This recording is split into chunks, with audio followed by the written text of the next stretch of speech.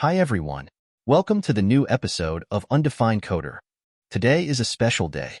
We are going to start a new series called Leetcode Challenge.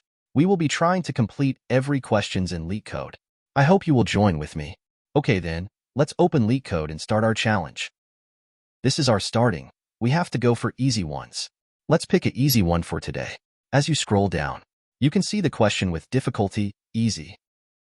To sum, we can start with this question. I hope you are ready for this. Are you excited as I am? First thing to do is change the language to JavaScript. If you want Python or any other language, please comment it so that I can create a new video for you. Okay, we are ready. Let's start with the question. Given an array of integers nums and an integer target, return indices of the two numbers such that they add up to target. You may assume that each input would have exactly one solution, and you may not use the same element twice. You can return the answer in any order. Maybe everyone might not get the question by just reading that. We can check the examples to understand it properly. So, as you can see, there are two inputs. First, nums, it's an array of numbers, and second is a target, which is a number. We have to find two numbers whose sum will be equal to target, and we have to return the indices of that particular numbers as an array. There are multiple ways to solve this. At first, we can try it with most simple and obvious way, by using two for loops. Let's start coding then.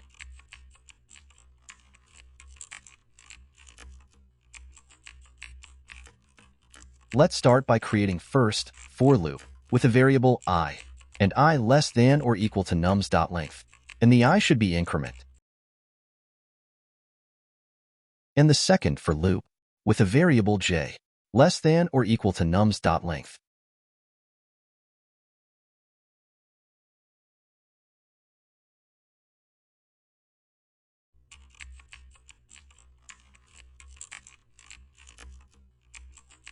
Oh, I forgot. We have to assign j equals to I, because j should be always greater than I.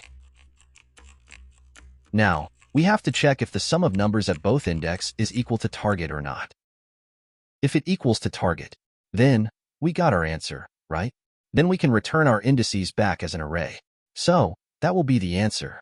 Here, we will return an array with I, j. Okay, I think it's finished. Let's run the sample test cases.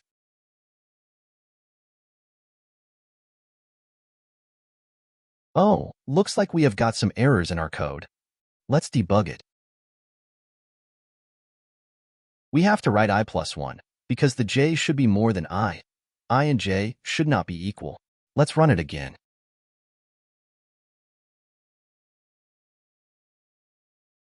Good.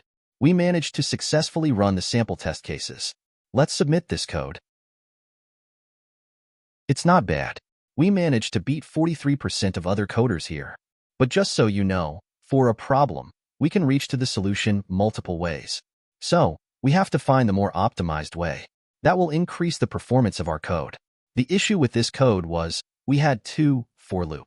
When calculating time complexity, this is so bad. Let's comment this and write a more optimized code than this. So, now what are we going to do is that we are going to create an object. Then we are going to loop through the array and check if target minus that number is in the object or not. If not, we will add the number as key to object and give the index as value. If it's true, then we will return the indices of both the number. Let's do it. Let's create an object. Create a for loop with a variable I.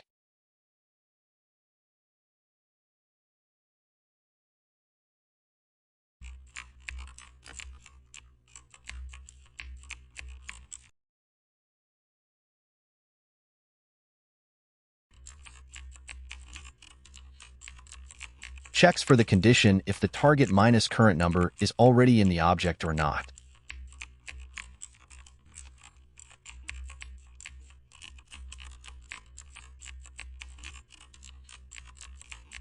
If it's not there, we have to create it with the key of current number from array and index as value.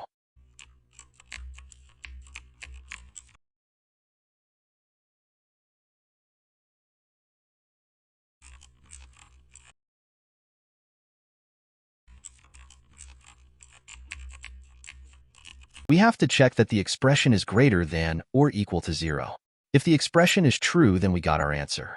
Now, we just have to return the both indices. One is the value from object and another is I.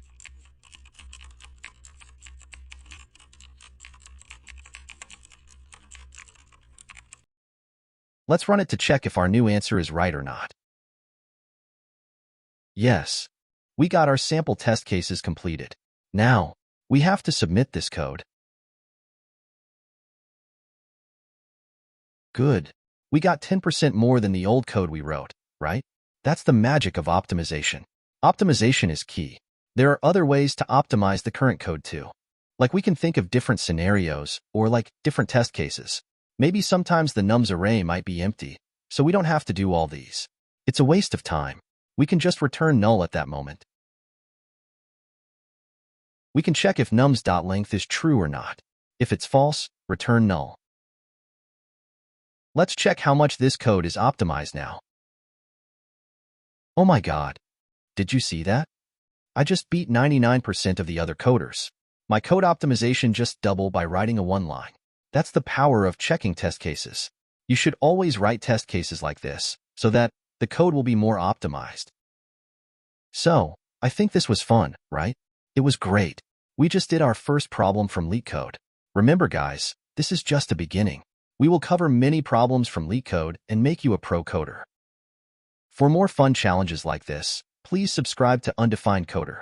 See ya coders at the next video.